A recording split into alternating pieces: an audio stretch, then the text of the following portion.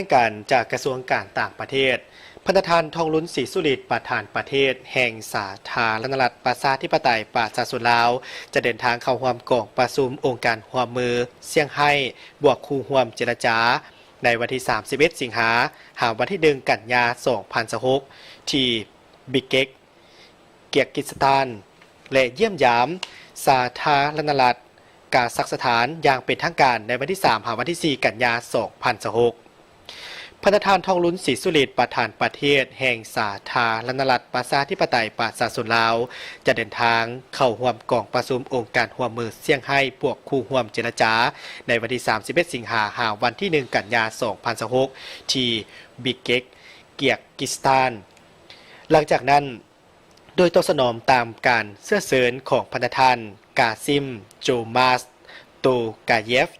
ประธานาธิบดีแห่งสาธารณรัฐกาซัคสถานพันธทานทองลุ้นศรีสุริตประธานประเทศแห่งสาธารณรัฐประชาธิปไตยประชาชนลาว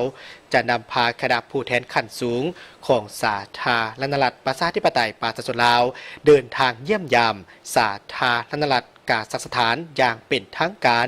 ในวันที่3หาวันที่4กันยายน2026เพื่อสืบโตคัดแน่นสายพพันธ์มิตรภาพในการร่วมมือระหว่าง2ประเทศให้